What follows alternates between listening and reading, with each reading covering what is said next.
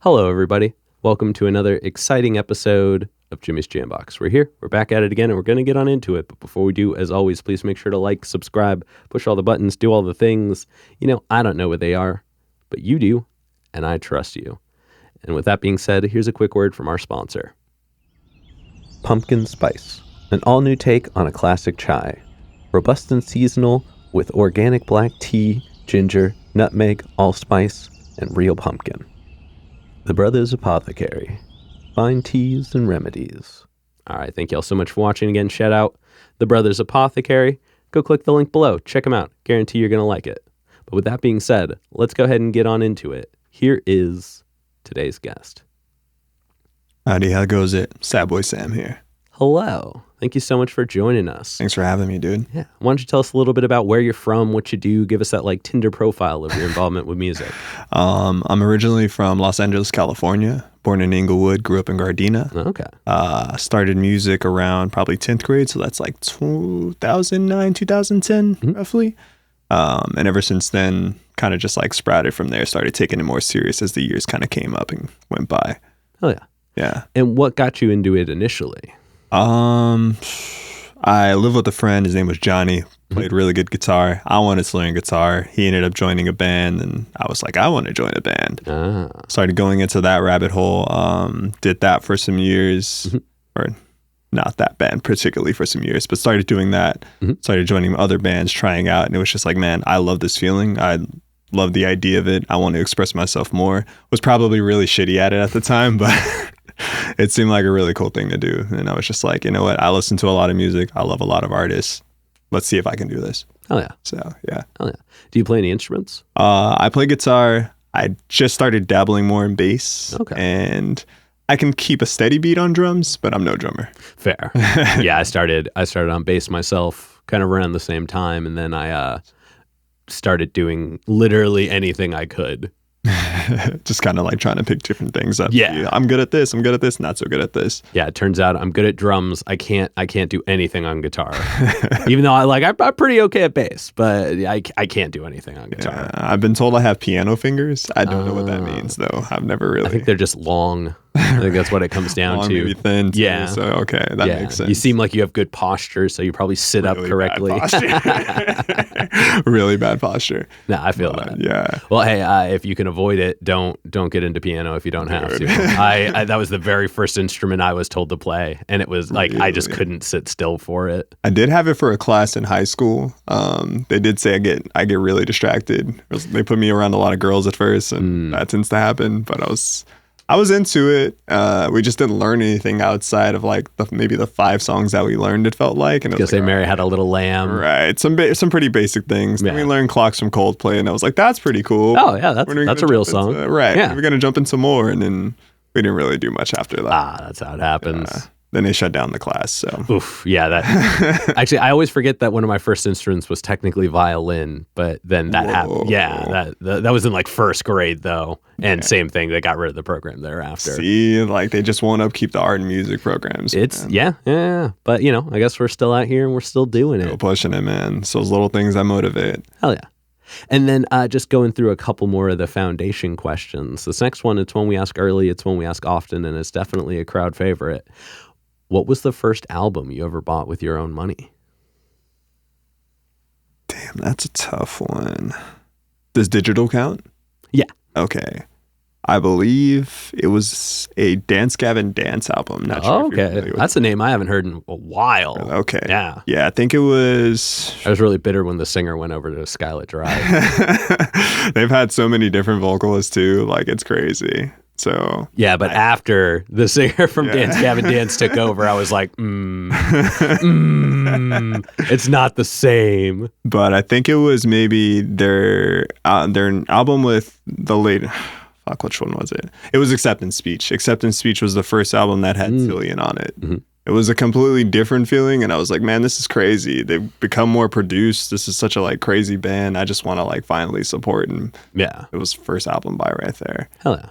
Probably next would be like Nirvana's In Utero, and that was a physical copy. Okay. So Hell yeah. yeah. You know, funny enough, my first digital album that I ever bought. So I had always done CDs as a kid. Right. But Attack Ooh. had their original like before they got produced, before they got signed. Damn. But their original EP was online, and it was like $8, and I was like, I'm making this. I still, if I dig far enough into the realm of things, I can probably still find that EP. Gnarly. But yeah, that was, like I said, that was Stickly. That was all the good ones long before. I haven't seen Attack since like my first Warped Tour. They just re-released Someday Came Suddenly as a vinyl, and they had a special edition where it was Kingler on the cover. And I am so mad I didn't get it before it sold out. Was so it like a limited press? I hope not, but probably. I see. They're probably going to bring it back. If it did that good, they're probably going to do another one. I'm sure they'll at least bring back the like regular album art one. Right. Like that'll probably show up again. But I was so bummed I didn't get that limited one. That would have been for me. Those exclusives, man. They're like the cherry on top, especially when you follow and support a band like that. Yeah, definitely. I just appreciate they're still doing music now. You know what I mean? Like that they didn't have to. They could have just been like, you know what, this was our time. Yeah. I don't think most of them are even the original members at this point. It happens like that. It's so crazy. But such is time, man. Yeah. Such is time. But hey, Attack, if you want to be on the show. Make it happen. All right, but let's get back to you. For the next question, is kind of in the same vein of things. What was one of the first live shows you ever went to? That was like one you wanted to go to. Honestly, I have to say my first like big show and actual show, not like a backyard show, was Warped Tour.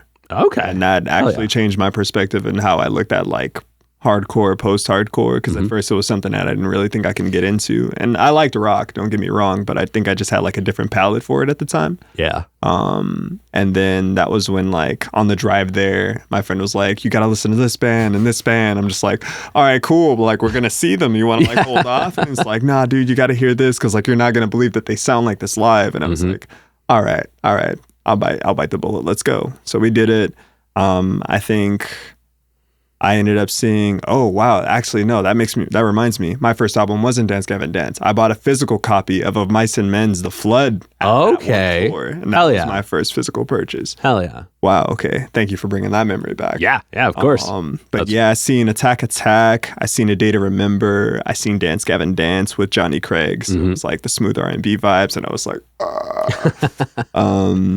yeah, I just saw like a showcase of just really good bands. And it really just like made me want to dive into it more, go to more shows, mosh a lot more. I think I saw a Wall of Death there when Acacia Strain played. Ooh. Yeah, it was something. It was something to see. Hell yeah. So yeah. That sounds like a good Warped Tour too. Dude, I don't remember what year it was, but it was really good. Yeah. Yeah. I just because it's correlative, one of the very first show I ever went to was Ozfest 2004 up in Seattle. What? Yeah, my dad wouldn't let me go with my friends or take me to see it down in the Bay Area. So for my birthday, my mom was like, "Yo, we'll drive the 4 hours up. Let's do it." Mom for the win. Yeah. That's so cool. Yeah, and that was the headlining was it was Mudvayne, Black Label Society, In Flames, Iron Maiden, damn, and then Ozzy, Black Sabbath, whichever one it was. I don't even remember by that point. Dude, you must have. Oh, it was wild. Yeah. I mean, on the second stage, even it was like As They Lay Dying, Arch Enemy, Rob Zombie, like fuck. Yeah. So it was like no matter what, you having a good fucking show, dude. Yeah, I think I was bummed because I missed Arch Enemy because they were like one of the first bands playing, and by the end of the day, I was like, Arch who? Like it just fine. Yeah, it's fine. Yeah, it was incredible. But I think the festival experience, especially around that window of time, was just it was something else. Because it's just like even if you don't see the band you want, you're gonna see something great either way to fill that time slot. I think I was pretty jazzed for everybody except Mudvayne at the time, and then I saw them live and I was like, oh, I get it now. Complete. Yeah, like I finally understand why people like these guys because I only really knew like Dig. You know what I mean? Like, and I mean, that's fine, but like, I just didn't get it. And then I saw them and I was like, Dude, and sometimes live can really change the perspective of how you even view a song or hear a song. It's just like It's true. Produced albums, sometimes it doesn't hit the same way, but you hear it live and it's like, oh, the energy's there, that sound is there, the rawness of it is there. Yeah. Or when you find out about a band for the first time, like you didn't even know about them, and then you see them in that same setting, and you're like, ah. Like that happened with me and Cody and Cambria at the Download Fest. I had never heard of them. And like, I don't even think we were there for them, but they started playing and I was like, cool. I just became a fan of Cody and Cambria. I love fucking Coheed and Cambria. Yeah. I saw them once at, what was it? Was it Swan Fest? I'm not sure, but it was in Santa Ana, and they had like 3 stages. They were on the main stage, and dude brought out like a different guitar for every fucking song. And then he brought out the double neck guitar from Welcome Home to finish, and I was just like, you knew what you were doing. You came out with a goal, and you just like execute. Oh, not to mention the dude shreds while singing. Yeah. Like he's just over here just, I'm doing my thing. Shit. I can barely strum and sing a song. Yeah, I'm like, let me think of... Yep. This guy's just busting it out. Yeah. The main of a fucking line. Like, seriously. Oh, man. Yeah, that was like, he was doing the Joe Satriani, or not Joe Satriani, Steve Vai thing with the fan, so that it would stay out of his face. I often wondered, like, is it going to lock up on the neck of his guitar at all? Like, it has to at some point. Like, it has to at some point. Yeah. But I mean, probably play through it. Or I guess that's what the fan is for, to keep it out of the way. That's a metal shit if he plays through that pain. Yeah, dude. All right, but let's get back to this. We don't want to run away too far. I get you, man. Music talk. Yeah. Now, we've got one last question in kind of the foundation series. And this one, it's kind of like, do you have... Sorry, let me rephrase it. You're good. Do you have a moment that like was the switch where you were like, went from just music being like, oh, this is a fun thing to do, to like music is the thing to do? I want to say that I've had like at least 3 to 5 of those moments. Like, different things will trigger and it'll be like, okay, push you a little further. Then I'll drop down, okay, push you a little further. One of the earliest that I can think of, my aunt, she actually made music and would rap and such. And she had a studio in her back house. Okay. And she allowed me to experience that with that same friend that I told you taught me guitar and played guitar. It was surreal to me because I was just like, well, one, I've never been in a studio. The smell is something that was so crazy to me. The like air felt different in there. And it was just like, this is something. Then, a few years will pass, some time will pass. Then I want to say I met one of my friends who actually brought me out here. His name is Aldrin Aslava. He's in a band called Vampire Champagne. Shout out Vampire Champagne. That's a good name. Really good name. He was somebody I seen on stage, and he was just really crazy energy, but like such a good performer at the same time. And usually you don't get both in the same package. Usually it's like you perform good and you sit there, or you're just really wild, but it's like, bruh, I can't get the show out. But he was really good at maintaining both. And I was just like, I want to talk to you. We did not talk for like a while, but I ended up talking to his guitarist, which led me to him, and we became friends ever since. And he's just never let me like drop ever. Hell yeah. And then I would say the third big moment, like on the rap spectrum of things, I had met an artist named Shaka D Cakes. Shout out Shaka D Cakes. He was a really cool artist, and we met during one of his old band shows. Their name is In the Background. Amazing instrumental band. I think they're starting to include vocals now. You should actually check them out. I think you'd be a huge fan of that. Do they have 4 members or less? I think they have more, actually. Let me see. Dylan, Steven, Johnson. They have 5. Okay, but I don't have enough mics yet. I feel you, man. Longer couch, more mics. Yeah, exactly. But I was going to see them at a show, and he used to be a member of that band, and they did a lot of instrument swaps. Hell yeah. Which was really cool, really respectable. Yeah. It's like how to even play one instrument in a band, let alone 2. Crazy. Yeah. And afterwards, I think the drummer was giving me a ride home, and he was also with Shaka in the car, and he was like, so what do you do, man? I was like, I make music, I dabble and stuff. He's like, all right, for real, let me hear you. It's like, oh shit, okay, you're not bad. You actually, you have a sense of like, something good here. You just need more direction. You just need more of a push. And I didn't realize, I guess, the severity and the seriousness of how he meant those words, like how much he meant it. And the next conversation was just like, what do you want to do? What are you trying to do? Who are you trying to be? And next thing you know, like he's really pushing me, having me go at it. And that conversation there was just like the first of many to really push me forward on just the rap end of things.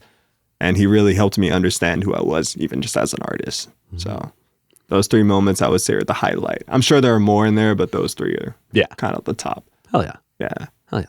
All right, now let's go ahead. Let's dive on into you as the present day artist. Let's get to know the now. And I mean, we're going to get the real easy one out of the way. How'd you pick the name? Okay, so a girl I knew, she went by Sam. And I had always asked for her friends, like, where's Sam at? I'm trying to hang out with her. And they're looking at me like, who the fuck is this guy talking about? What the fuck is he talking about? Her real name was Jasmine, but she kind of used Sam as like a mask. And I don't know, I kind of fell in love with that idea, and it's kind of like stuck with me as something. And even like when I would hang out with her for the first few like months, I would still call her Sam until eventually it was just like, I'm just going to start calling you Jasmine. Yeah. But I love the idea of the mask kind of as the name. And it wasn't a name that like I think way too heavy for her. At least she never explained that it was like any deeper or heavier meaning. But due to our connection, I was just like, I really like this name and I really like what it represented in meeting you. I wanted to use that. So Sad Boy Sam. Sadness, I think, is just one of those emotions that I lead well with through music, unfortunately. Wish I can write happier songs more often, but it's not one of those things that it's like, oh yeah, I feel like I can just churn out a joyful track right now. No, I feel that. Sometimes all the hurt comes out in it. So it's like Sad Boy Sam. It actually wasn't as hard as I felt like it would have been or should have been, but hey, I mean, when a name clicks, it clicks. Exactly. You know what I mean? And it writes out well. It's 3 letter words. Right. It looks good on paper. It's easy to remember. Exactly. So I mean, it kind of covers all the bases. The only thing that I really like shot myself in the foot with is that like I put it as one word, and like every venue that I've ever played, they always separated, which isn't a problem. It helps people read it as opposed to reading like SADBOISAM or something. So that's nice. But I put it as one word, and now everybody's like, what does your name say? So the only area I would say I shot myself in the foot with, but I'm sticking to it. Yeah, people figure it out. Exactly. Oh yeah. And then getting into your writing process. And I want to break this down kind of in a few parts, but we're going to start right at the beginning. When you get inspired to make music, so you're ready to, like, we'll get past that step. You are in the mood to make music. What are some of the first things that you do to get started? It's crazy. Sometimes it's a matter of I'm somewhere and I'm using music as the escapism. So like, let's say I'm at work and I'll be hearing another song and I'm like, I love this melody. I can write to this cadence, this melody, this BPM. I'll pull out the receipt paper, write it down, probably while we have an order, and it's like, I just have to get it out. Or I'll duck down, voice memo, can't forget that. Yeah. Cool, locked it in. I'll go back home, I'll analyze it. Sometimes I'll get back to it, sometimes I won't. Other times it'll be like, I'm going to sit here and based off of this one sentence that I wrote, the whole theme of this song comes out. Other times it's like, fuck, I'm hurting so bad. I really need to speak it out. I can't afford therapy. Fair. Which is like, that's what I really love music for. It's that therapeutic feeling. But yeah, I think it could come either that way, one way or the other, where it's either that escapism or I really just need to like vent and let it out. There are times where I can, like in bands per se, like where we're sitting down and having like writer's moment, then it's like, let me write off of you, which I've only had like 2 artists that I feel like I can write off of. Other moments, it's just like, let me sit back in my own, dome myself with my headphones, kind of walk around. Yeah. I love to run to music. That also helps. I'll put on a beat that I need to write to sometimes and just run to it, see where my mind goes. Best time to think. Also on long drives. I did Uber for a while. So you were just kind of in it. And that really helped. In fact, a few times in between my drives, I'd be like, all right, turn it off, pull aside, record myself. Okay, cool. Let's go back and get some money. Hell yeah. Hell yeah. There's an episode you should check out. It's episode 302 with Oblé Reed, where he talks about how running was a big thing for him. He liked to cross country, he did all this. He runs like 6-7 miles a day, and he practices his entire set every time he runs. That's impressive. Yeah. That's something that I strive for. What the fuck? Yeah. Yeah. Impressive. And like part of the mentality behind that is that he is never tired on stage. I mean, I bet with all Yeah. that time running, how could you be? Yeah. You know? Yeah. Yeah. And that's kind of like the aim, especially when you run. It's like you want to make sure you're not like gassed out during a set. Yeah, exactly. And it's happened to me. So it's like, oh no, got to get that cardio. Well, that and running is so focused on breath control, which is the antithesis of being a vocalist. You know what I mean? Like that's kind of the whole point behind it. So full circle. yeah, exactly. Yeah. But we won't talk about him for too long. We'll keep moving on this. Interesting guy. I'm actually gonna have to check him out. Yeah, it's a fun episode. Definitely worth checking out. For sure. But getting back to your writing process, once you have a track finished, so on paper, you've got all the words, you've got the beat, you got it written out, you got it sorted out. How long does it usually take you to get comfortable performing it? Like recording or live? Live. That can range. Because there are some songs that come easier because I'm using more of my natural voice. There's some songs where I'm like, I don't want to say I'm pitching down my voice, but I'm using more of my lower register. I, despite me having a low voice, am still out of too much comfort in going with the low because it's like, I don't know whether I should be like really close to the mic doing the low thing or if I should actually just be trying to do it at my natural volume with my natural voice. Yeah. Because sometimes like, you know, the crowd engagement is based off of how I even use my voice. So it's like, okay. So some songs will come a little better than others, but I would say I can, if I know I got a show coming up for the week, I can practice within that week. I'm ready to go. Hell yeah. Yeah, you know. It's really just dependent on the song, though. No, totally. Yeah. And yeah, I know each one is different, but like there's just that I feel like there's a good window of time that everybody has for like getting comfortable performing a song, especially if it's a newer song. It also helps when like, so I do my sets a little weird. I don't like to do shows where it's like do song by song by song. I do like stitch together sets and kind of like have each song either interplay into each other, do some theatrical and dramatic shit in between. There's a bit of a medley. Exactly. I actually saw one of the interviews you were doing. I was just talking to you about it before I came through. I forget his name right now. I'm drawing a blank. But he was talking about he likes theatrics and such when he's on stage. And was it Lawrence? Yeah. Oh, hey. Shout out Lord Lawrence. So yeah, hey, there we go. Yeah, I liked what he said about that because absolutely, when you go with that more theatric and kind of like almost feels like a stage play as much as it is music. Yeah, it's a performance. Exactly, it's full on performance. So when I'm going into it with that angle, it can come to me way quicker because then I don't have to go about it with the sense of I'm performing this one song. I go into it with I'm performing this scene, and it flows naturally. Oh, yeah. Yeah. Oh, yeah. And then to kind of wrap up this one question, looking at your process as a whole, over the last year, so we'll say 2023 since it's just getting into 24. Yeah. But in that whole year, how has your process changed? So I haven't done too many shows, but my recording process. Yeah, but it's just the writing process in general. Okay. Yeah.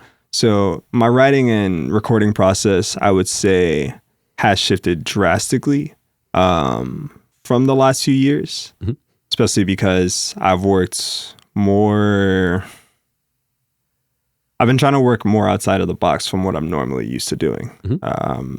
So now, by that, just to clarify, do you mean like as like a concept or like physically out of the box? A little bit of both, actually. Conceptually, like normally it's like, okay, like with the recent album that I'm actually putting out, I'm going more into playing with I don't want to say the stereotypes of like the sounds that are out, but dabbling with those sounds that are kind of like out there right now, but not necessarily giving up and giving into them fully. Not trying to like mainstream myself or set myself to be on that like kind of road, but it's like, let me see what I can do with that sound, play with it with how I play with sounds and go with it from there. Outside of that, I think just writing, I've been more organized, which is good because as musicians, we tend to be very unorganized. As an editor, I tend to be sometimes very unorganized. So it's like, okay, I just have to be on it more. But I've definitely been recording a lot more as well. So it kind of forces me to be more organized. Yeah. Normally, it's like, I'll voice memo more than I actually record on a mic. Now it's just like, no, we got that idea. We have the studio right there. Let's fucking go. Let's fucking go. Let's fucking go. Yeah. I'm actually doing more versions of songs now. I'll have like one song where it's like, I've done it this way, I've done it this way, and I've done it that way. I like this take more. Yeah. Where before it's just like, I'm so set on this one idea. It has to go this way. So Yeah, definitely a drastic difference from the previous year. Hell yeah. Yeah. Hell yeah. Now, let's look at the music that's about to come out and the most current music that you have. What are some things about your more current sound, your more recent experiences that you enjoy? I do sound a little bit happier. That's a good start. That's a nice start. Yeah. It's not as like a low tone, not as depressing, because my previous albums were like, if you were to listen to it, you would be like, who hurt you, you know? And that's pretty much the feeling I wanted to emulate. But recent sounds, it's like, okay, I'm coming out of it more. Again, using more of my natural voice, which feels a lot nicer, because then it's like, okay, finding comfort in that and being okay with it sounding the way that it sounds. I'm typically, when I first started, I wasn't a fan of it, and I would do so many different sounds just to see and shop around which one I liked more, but also just because like I wasn't trying to hear my natural voice. Yeah. So I would say that pops out a little bit more in my recent music, and I think I've definitely become a better writer since then, which one would hope. They're doing so much. Yeah, if you're going to keep doing it, yeah. Stuff. Yeah. Definitely become a better writer. Trying to be more clever and not just focusing on like saying something so complex, but also having a little more fun with it again. That was something that got a little lost in translation for myself, I would say. It seemed like I was going at it too seriously, where like you are supposed to take it serious, but you're also supposed to have a bit of fun with it. You know, you can have a point and you can have a message and all that such, but like if you're not having fun with it, then it almost feels like, why are you doing it? Yeah. Yeah. I mean, yeah, you got to enjoy it at least to some degree. Exactly. So I would say that's going to come out a little bit more, and you'll see it if you hear it. I'm not sure how much rap you actually listen to. Okay. Pretty fair amount. Yeah. Okay. Pretty fair amount. Yeah. I do still bounce all over the place. So that's one thing, like all the people who do listen to my music and like that can be, you know, excited for and look forward to. People who don't listen to me. You know, you can look forward to that. I do bounce off of the walls like a lot. Like I can't really stick to one genre.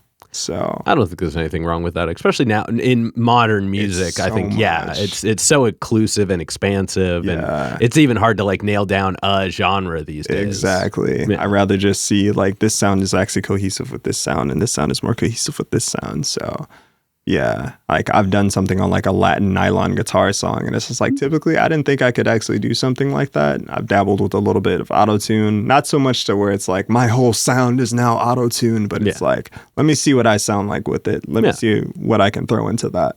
And I had some fun with it. Hell yeah. Yeah. So. Hell yeah. And then what is your goal with music? Like, what do you want from it? Big question. I mean, I've always had this dream of getting my music into video games. Okay. I'm a huge video game nerd.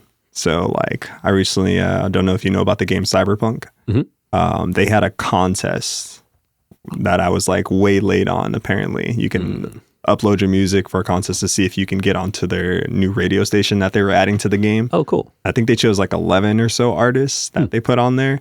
Would love to have something like that, more opportunities like that to jump onto that kind of wave. I want to not just create more music, but I want to make like whole ass art pieces.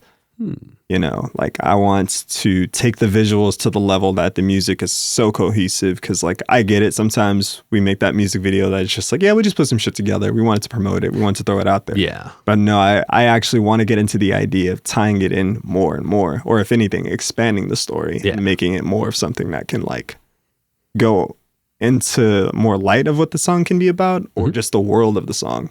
Hell yeah. Albums are supposed to be full ass worlds. Like, let me see how much further I can take that world.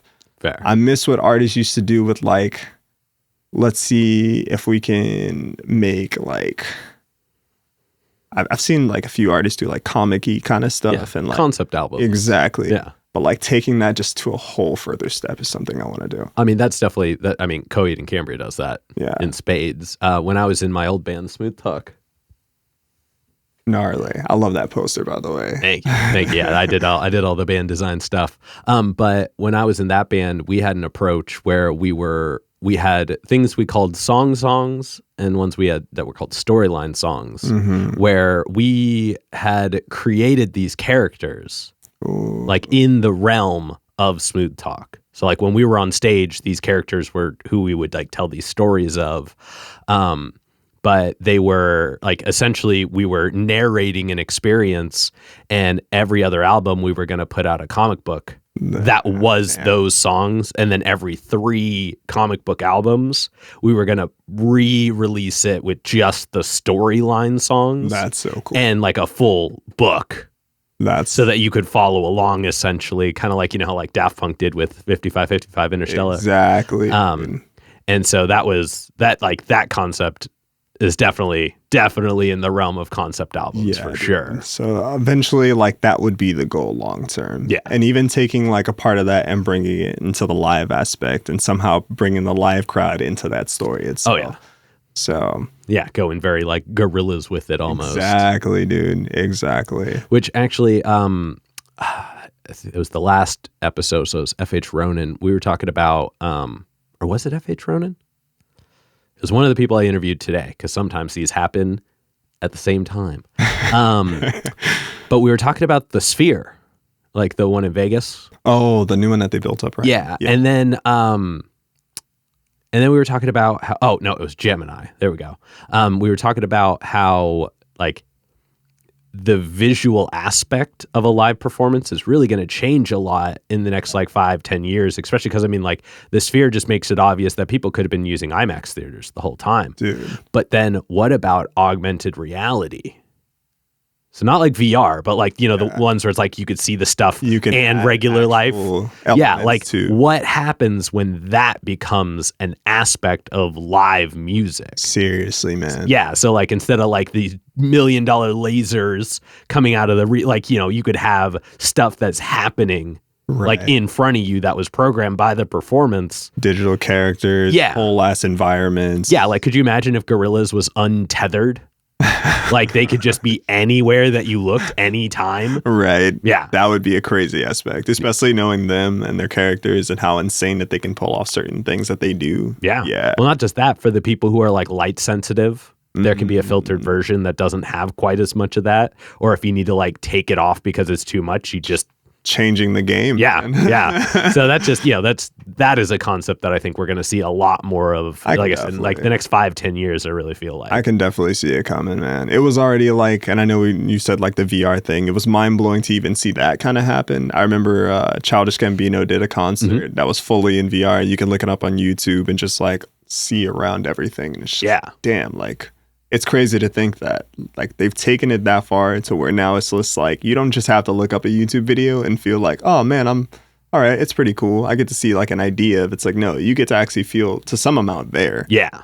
So technology has come a long ass way. Oh man. It's scary at times. I'm still not on the whole hologram thing. No, that was a strange one. And like, it's still happening. That's just crazy to me. But yeah, and I think like, again, and I keep using Gorillaz just because they are really the antithesis of like digital expression in a physical world kind of thing. Yeah. But like I think they've always kind of been the group that's done it, in my opinion, really well. Yeah, very tastefully. Yeah, because they had it where it's like, they would have the screens placed on stage, but then they would also have physical people interacting in between those screens. Yeah. So it was, I always felt like that's been a lot more of an immersive visual experience. Dude, that's, again, surreal.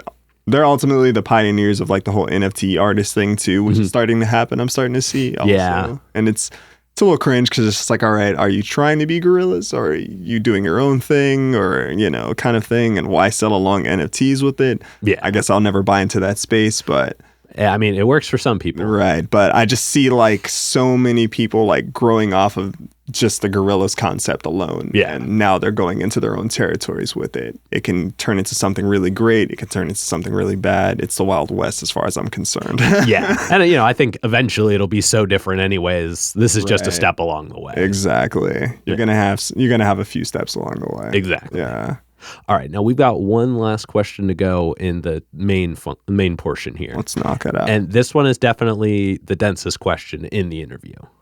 Now, we've talked a lot about your experiences with music. We've talked a lot about the interactions, the reactions, all of those parts. But what is it when it's just you and the music one-on-one? What does it give back to you? That is a pretty dense question. Some amounts of solace, some amounts of euphoria. I actually had a person talk to me in an Uber drive. And it was just like, what's it like to be on stage? I was like, honestly, like, I've gotten over the nerves, you know. Sometimes it even feels like everybody else is gone. And it can feel like it's just me and God having a conversation. It's the ultimate conversation that if you were to talk back or she were to talk back, like they would actually be able to hear me and have a reply for me. And it just offers me some deepened amount of comfort. It allows me to feel relief from either anger or sometimes things that I wish that I can express better in words.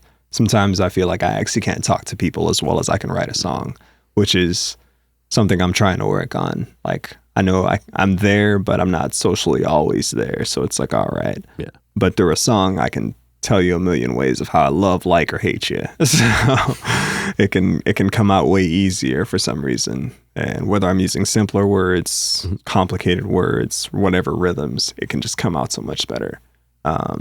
So I guess communication is another thing that it offers me. And it allows me to like really reflect on myself, especially as I listen back to older songs that I've written. It allows me to look at myself. It's like, okay, this was you. Have you grown from this? Are you better? Are you worse since this? Was this a better you or is this a worse you? Like, I really like to look at it as a mirror sometimes. I have this huge thing where it's like, I like to write with perspectives, multiple perspectives in mind for a song. Sometimes I'm talking bad on myself, even though it sounds like I'm talking bad about someone else. But it's really just that perspective of, this is how, if I had to talk shit to me, this is how I would do it from the outside in. A lot of people will probably see it as beefs, but listen deeper. I always try to tell people that I say it in my song, listen, like, a lot, because, listen to what I'm really saying, listen to who I'm really talking to. Sometimes I can be the voice to you, but a lot of times I'm just the voice to myself to remind myself to be better. And yeah, it's almost like they're like benchmarks of your perception of yourself. Exactly. I even do the same thing with drawing. I realize I got really good at drawing monsters more than people. And people would be like, why do you always draw monsters? It's like, I don't know. I feel like drawing myself really sometimes in my ugliest moments. But like, sometimes I feel like this monster is actually the prettiest thing I've ever drawn. So it's like, I'm drawing myself in my best moments. It's really just a matter of perception and perspective. Yeah. Oh, yeah. Well, thank you for sharing that. Dude, of course, man. All right, now let's go ahead and we're going to move on to some hypothetical questions. Now, for these ones, sky's the limit because they're all made up. All right. And this first one's a pretty straightforward one. But if you could work with anybody in the world, and the only requirement is they have to be alive, who would you want to work with, and how would you want to work with them? Damn. That's a tough one. It draws between 3 people. I'm thinking really hard on this, like, because it's like there's really a whole list, but like if I had to put it between 3 people,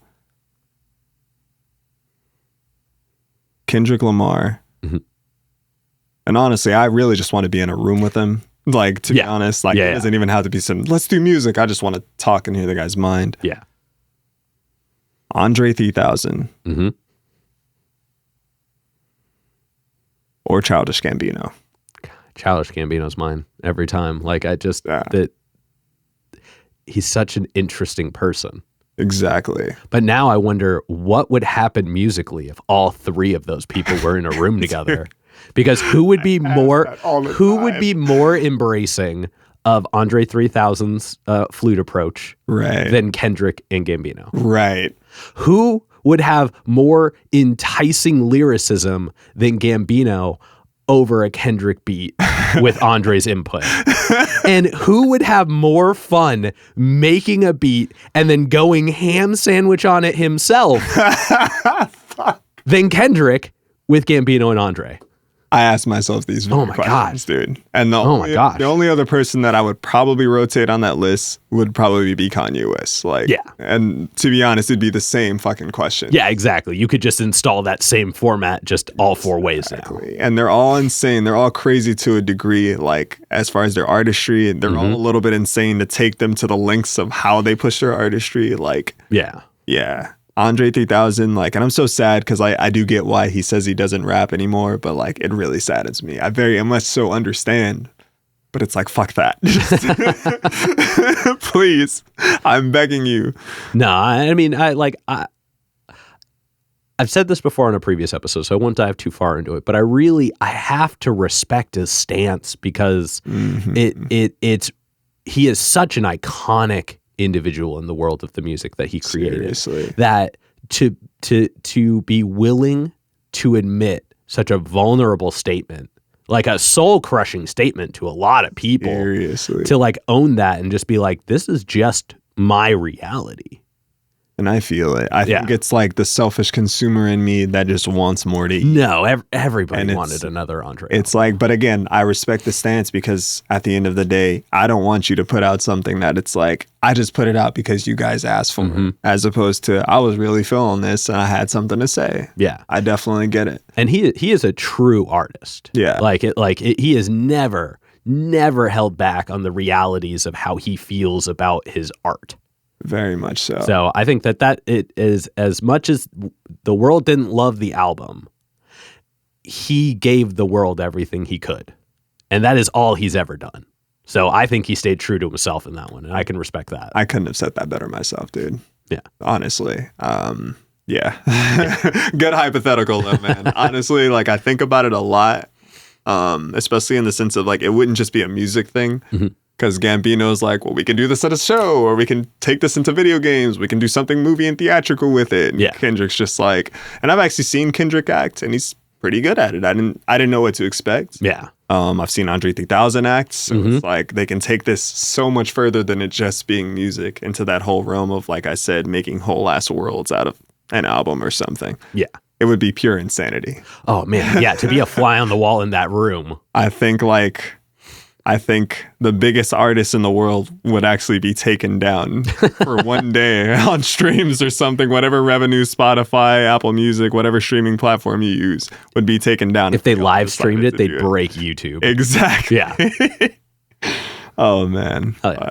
All right. And then subsequently, who's a local artist that you're aware of that you haven't gotten to work with yet, but you would like to? So I am very new to the scene out here. So sorry.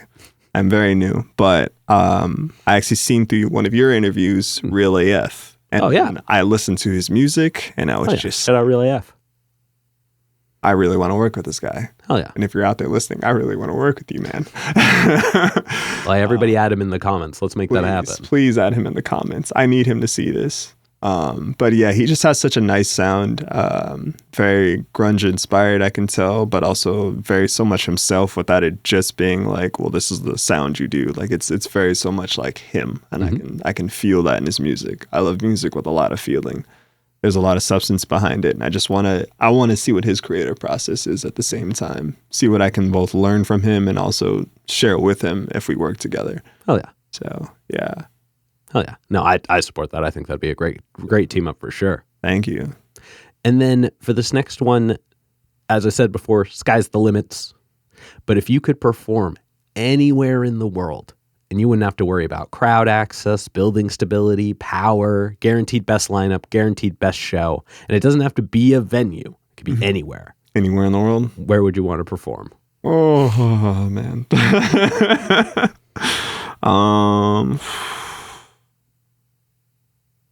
Okay. You're really hitting me with these hypotheticals, bro. Like, I'm sorry for the radio silence. No, you're good. There's only one more after this too, so don't worry too much. It's just like, these are really good.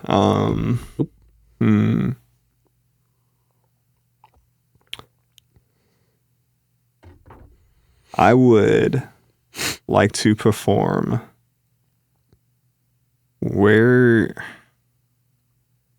See, I don't know the area well enough to say it by name, but I do know always when I see it, it's like this one spot in Japan where there's cherry blossom trees like all over. It's like a very popular spot there. Yeah. Forget it by name. Yeah. There. The petals falling in the springtime from day to night, like a music fest, that would be everything. Hell yeah. Just be something so beautiful, especially if I know springtime for them is a little different though, because they have different their seasons are different than our seasons, and but either way, that would be it. I just want something so beautifully serene that everybody just has to take a moment and appreciate where they are. Yeah. Not just hearing the music, but just being like, damn, this environment itself, like, and what everything has to offer is just beautiful. Hell yeah. Yeah. Hell yeah. And then to wrap up the hypothetical questions, if you could get one more album from anybody, they could be alive, they could be dead, they could have just put out an album yesterday, they could have not put out an album in 100 years, who would you want an album from? And when would you have wanted it to come out? And coincidentally enough, my answer is usually Gambino as of late. So that, like, I'll just put that one out there now. That is like, if he could put out, I don't care when he put out the album, like, it's just like, I would take one tomorrow. You know, the door only opens a little bit more because you said Alive or Dead. So I'm going to actually say Nirvana. Okay. Nirvana is one of my favorite bands, like, ever. And I didn't really get to appreciate them, like, when I was younger. Yeah. And, you know, it wasn't introduced to me until, like, middle school, late middle school, going on to high school. I would absolutely love to hear one more album. They could have put it out immediately after In Utero and just said it was a two-parter or something. But I've heard it all and I'm just like, damn, I feel like they were just getting, like, to that point where they were going to make something really crazy. See, I think I would have wanted them in, like, 2020 or 2010. That would be a good time. That would have been a good time for a Nirvana album. Because then, like, all they've gone through, the age hitting them, everything that they know hitting them, and then applying it to them, that's actually a perfect timeline. Yeah. Well, that and just, like, even with the way sound was for that not just that style of music, but instruments in general. Like, I think really that was kind of like a peak moment for, like, guitar and amps and for, like, the way basses were being presented in the genre and just, like, even the approach of drummers and how it had kind of progressed over time. Seriously. Yeah. And Dave Grohl could still have Foo Fighters. Like, this doesn't mean that this couldn't happen. Like, I just mean that, like, taking all of that, and he could probably even play more guitar and have that input on that, you know. I would want to see what would have happened. Well, that, and I think Kurt would have had to have reached a point where he got better, like, physically as better. I think as a person, I think he would have, if he had lived to that point, I think he would have come out on the other side to have gotten to that point. I think the music would have been really special. Exactly. Yeah. I really couldn't have said that any better. Like, honestly, and it makes me sad again because I didn't really get to appreciate it until it's already, like, gone, you know. There's so much music that happened that we get to experience long after the person who created it has passed. So, I mean, you know, like Hendrix is there's a Hendrix poster in this room for those that are wondering what I pointed at. Yeah. Well, I mean, you know, he's up there somewhere. But, like, his music is something that I always sit on. I'm just like, dude, you died in your early 20s. Like, how? And you were already at a pinnacle. Like, just could you imagine, like, the G3 tours with, like, Steve Vai and Joe Satriani and all them? Dude. Like, could you imagine Hendrix, like, headlining a tour with them or Santana, or just, like, being like a not just an icon, but like an elder in the realm of music making, right? Like, to have achieved a different level of playing, because he could have only gotten better, right? He was already playing with his teeth, bro. Like, yeah. So yeah, man, like, it's sad because there are so many great examples, like you say, but at the same time, it's like, without those falls of those great examples, at the same time, it's like those moments create other moments to happen in history. Yeah, like, what wouldn't have happened had they? Exactly. Yeah. I don't think that they would have necessarily grown into, you know, that saying, like, you live long enough, you see yourself become the villain. I don't think that they would have ever taken that angle. I just we don't know. No. We just don't know what No. would have been. Oh yeah. Well, thanks for running down that path with me Dude, for of a bit. course. You've got my mind racing on this. I hope you know. All right. Well, we're actually going to start wrapping this up, so Sure. we don't have too much further to go. But what can we look forward to in the first quarter of 2024? Give us some sneak peeks of what's coming up. So I don't know when this is airing, but January 13th, I do have a new album coming out. This will have come out after that. All right, cool. Cult Your is what it's called. Oh yeah. Well, y'all should definitely go check it out if you haven't already. You're sleeping on it. Also got a few music videos that I'm trying to get going. A few collabs, a few people that I can shout out that have really just been doing amazing work, like Shaka D Cakes, Domino, fucking In the Background Boys. I've said all of you again, but I'm gonna say it again. I don't give a fuck. Who else? My boys at Vampire and Girl, at Vampire Champagne. So many people. But yeah, for myself personally, it's just writing until I can get the shit right. Trying to hopefully do more shows. Again, I just moved out here, so put me on. And send me some people, please, everybody. You, send me some people. Oh yeah. At me on Instagram, at SADBOISAM, but SAD, or actually, wait, yeah, SADBOISVM instead of the A and Sam, because Instagram name was taken kind of shit. I'm primarily there. I'm not really on like Twitter too much. I'm on Threads. YouTube, I mean, I don't think they have messages, but you can comment on my stuff and check me out. Yeah. So yeah, I just put out a music video also, so it's already out. And if you're watching this, it's out. Please go check it. I have other things on my actual channel. On YouTube, it's SADBOISAM spelled regular, not with the V. Oh, so, yeah. All right. Now, usually I'd be like, okay, go ahead and look at the camera and plug your stuff, but you already did it. So that animation happened on screen. We're already good on that. So we're going to go ahead and go straight to any other plugs, any other shout outs, anybody else you'd like to put on while you're on here. I mean, all my Cali fam, shout out to Full Moon Sushi. They took care of me for the years that I've been in California, primarily in San Diego. Shout out to Camp Real Friends. Angel, you know who you are. Shout out to Empathy. That goes for you, King Cynic. That goes for you, Obi. Again, Angel, you know who you are. Shout out to Theo. Amazing producer. Amazing person from what I hear. Shout out to Brutal Jeff Records, who, again, we made 2 albums consistently together. Shout out to Calvin Brooks. Shout out to B Juice. Eric Dark. Who am I missing? There's so many people. Rosewood. But most importantly, shout out to you and shout out to you. Love. All right. Now we've got one last question to go. Before we do, I'm going to steal the camera for just a second. Handle. As always, y'all, please make sure to like, subscribe, push all the buttons, do all the things. You know, I don't know where they are, but you do, and I trust you. And one more shout out to the Brothers Apothecary. Make sure to click the link below. Go check it out. Guarantee you're going to like it. But with that being said, the final question. And this is entirely up to your interpretation. But what is an album you feel is more on the obscure side as one people that like people don't really know, but you think everybody should know? And this can range from like the underground to even the mainstream. Yeah, just you've got one last chance to put on an album you think that you think people should listen to because you enjoy.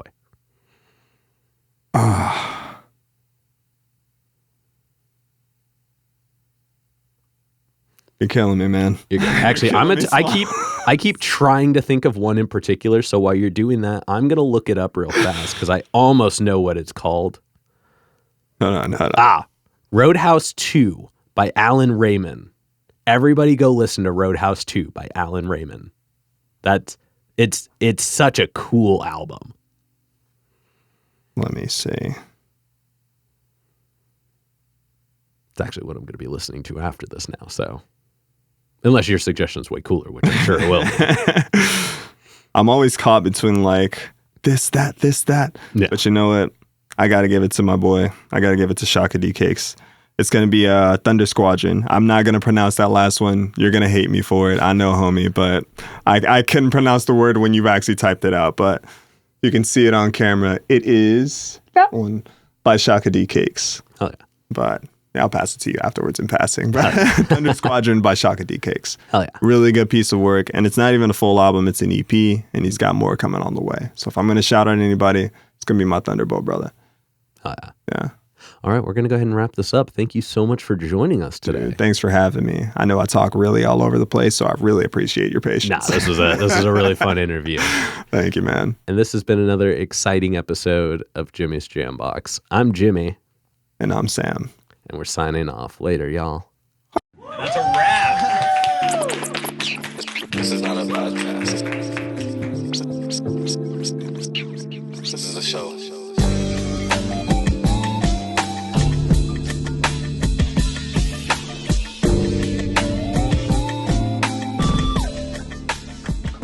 Keep jamming.